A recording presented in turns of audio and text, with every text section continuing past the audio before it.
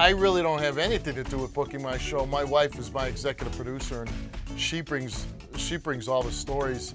But she's bringing stories that she knows that I covered as a policeman, and those are the stories that we do.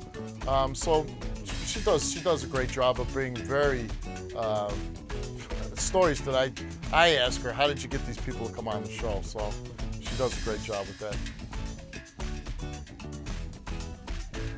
Well, nobody's more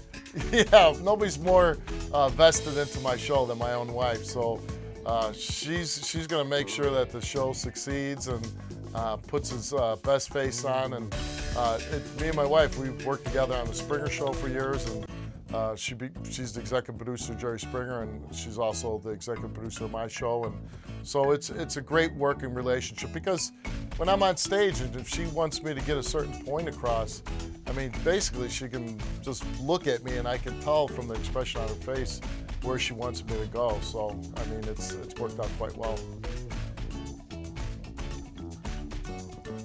Well, the shows that stay with me, that affect me, are when it's children, young people that have been in difficult situations, when they've been abandoned, abused.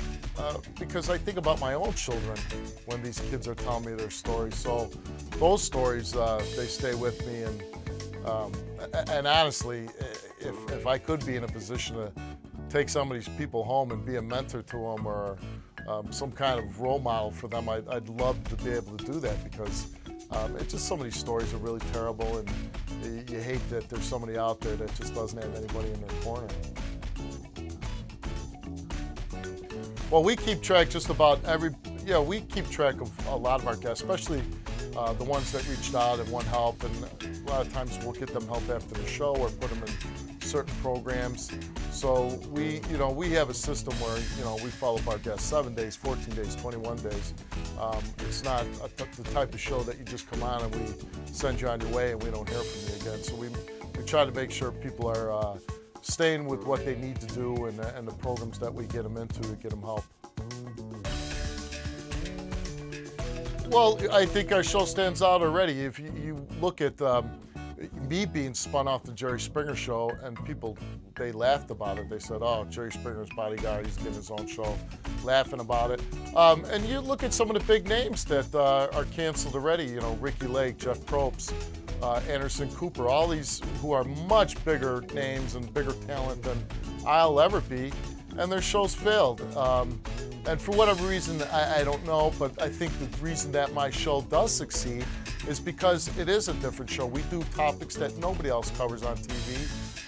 I was a policeman, and basically we've taken that role of me being a policeman and putting it on a TV show, and I think that's the appeal of it. And we're not going soft on anybody. We call people out, or I do on my show, for bad behavior, or if they're not being responsible parents. And I think that's the appeal of the show. People, they don't want to see people getting babied and being victimized all the time, and they want you to stand up for yourself. So, like I said, and the stories that we covered, nobody else on TV is doing them. Last night, we just finished wrapping our 6th season, and so coming down to do a satellite tour today in New York. My wife and I spent the night in New York and had a wonderful time, went out to dinner.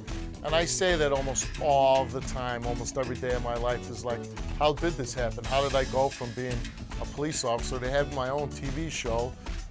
So we said, and we're enjoying it.